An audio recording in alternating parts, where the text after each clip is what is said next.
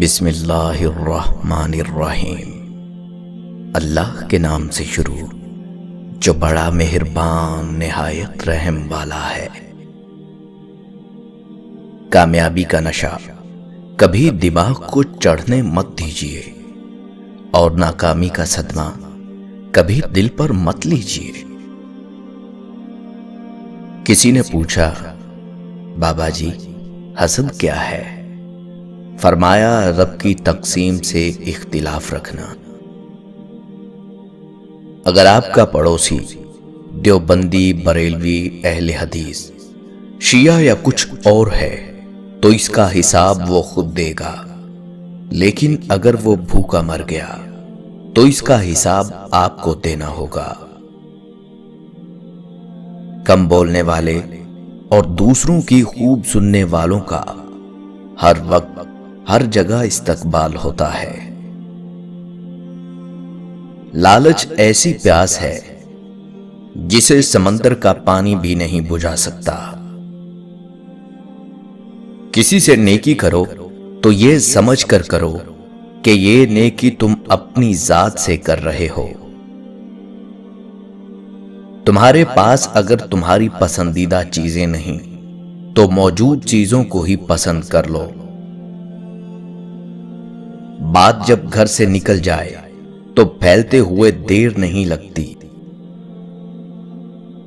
جھگڑا مول لینے سے غم کھانا زیادہ بہتر ہے۔ بھوک کی آگ تمام جذبوں کو جلا کر راکھ کر دیتی ہے۔ خرچ کرنے سے اگر ہاتھ نہ روکا جائے یا ذریعہ آمدن نہ ہو تو خرچ کرنے سے قارون کا خزانہ بھی ختم ہو جاتا ہے۔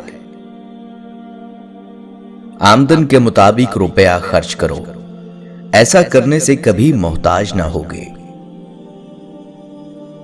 جو تو نہیں جانتا وہ کسی سے پوچھ لے، کیونکہ یہ تیرے لیے بہت بہتر ہے، ورنہ ذلیل و خوار ہوگا۔ لوگ مال سے محبت کرتے ہیں، جس کسی کے پاس ہوگا سب عزت کریں گے، جب اس کے ہاتھ سے چلا جائے گا تو کوئی اس کا سلام بھی قبول نہیں کرے گا۔ چالاک اور ہوشیار شخص کو وہیں سے نقصان پہنچتا ہے جہاں سے وہ بے فکر ہوتا ہے۔ اگر دوسروں کو کسی کام سے روکنا چاہتا ہے تو اس کی ابتدا اپنے آپ سے کر۔ دنیا میں سب سے مشکل کام اپنی اصلاح کرنا اور آسان کام دوسروں پر تنقید کرنا ہے۔ دوست کو دولت کی نگاہ سے مت دیکھو، وفا کرنے والے دوست اکثر غریب ہوتے ہیں۔ دو طرح سے چیزیں دیکھنے میں چھوٹی نظر آتی ہیں، ایک دور سے، دوسرا غرور سے۔ انسان کی زبان سے اس کی عیب اور خوبیوں کا پتہ چلتا ہے۔ بعض لوگوں کے مر جانے سے بہت سے لوگ مر جاتے ہیں، اور بعض لوگوں کے مر جانے سے بہت سے لوگ جینے لگتے ہیں۔ یہ اپنے اپنے کردار کا نتیجہ ہے۔ بیوی اپنے شوہر سے اس وقت تک لڑتی یا ضد کرتی ہے جب تک اس سے پیار کی امید ہوتی ہے۔ جب وہ امید ختم ہو جاتی ہے تو وہ لڑنا اور ضد کرنا بند کر دیتی ہے۔ اگر خوش رہنا ہے تو دوسروں کو خوش دیکھ کر حسد نہ کیا کر، دعا دیا کر۔ انسان کا بہترین ساتھی اس کی صحت ہے۔ اگر اس کا ساتھ چھوٹ جائے تو وہ ہر رشتے کے لیے بوجھ بن جاتا ہے، لہذا اپنی صحت کا خیال رکھیں۔ مال جمع کرنا آسان ہے لیکن سنبھالنا مشکل۔ خوش رہنے کے اصول: کبھی نفرت نہ کرو، سادہ زندگی گزارو، پریشان نہ ہو، کم توقعات رکھو، اچھا دوست رکھو، ہمیشہ مسکراتے رہو۔ سمندر سب کے لیے ایک جیسا ہوتا ہے، لیکن کچھ لوگ اس میں سے موتی تلاش کر لیتے ہیں۔ کچھ مچھلیاں پکڑ لیتے ہیں اور کچھ کو سمندر سے کھارے پانی کے سوا کچھ بھی نہیں ملتا۔ بادل سے برسنے والا پانی ایک جیسا ہی ہوتا ہے۔ زرخیز زمین اسی پانی سے سبزہ اگا لیتی ہے۔ صحرا کی ریت اس پانی سے اپنی پیاس بجھاتی ہے اور وہی پانی چکنے پتھروں کو محض چھو کر گزر جاتا ہے۔ اللہ کی رحمت ہر دل کے لیے ایک جیسی ہے۔ اب یہ ہم پر ہے کہ ہم پر اس کا کتنا رنگ چڑھتا ہے، اور اللہ کا رنگ سب رنگوں سے بہتر ہے۔ جو اللہ کا وفادار نہ ہو وہ انسانوں کا وفادار بھی نہیں ہو سکتا۔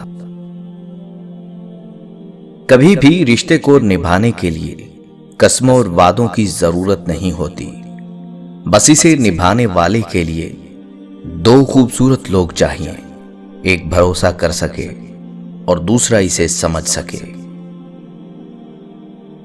کسی فیصلے کے وقت بات اگر قرآن تک پہنچ جائے تو فیصلہ قرآن کے اوپر ہاتھ رکھ کر نہیں بلکہ قرآن کے اندر سے پڑھ کر کرنا چاہیے۔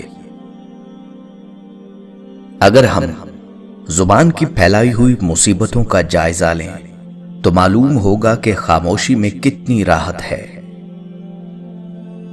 روزگار کے معاملات سے دل میں یقین پیدا ہو جاتا ہے کہ اصل کامیابی کاروبار کے وسیع ہونے یا ملازمت میں پروموشن سے ہے۔ بچوں کو بالغ ہو کر احساس ہوتا ہے کہ اصل کامیابی کھلونے جمع کرنا نہیں بلکہ تعلیمی میدان میں آگے بڑھنا ہے۔ جوانی ڈھلنے پر نقطہ نظر تبدیل ہو جاتا ہے کہ اصل کامیابی تو باصلاحیت اولاد، بڑے سے گھر اور بہترین گاڑی کے ہونے سے ہے۔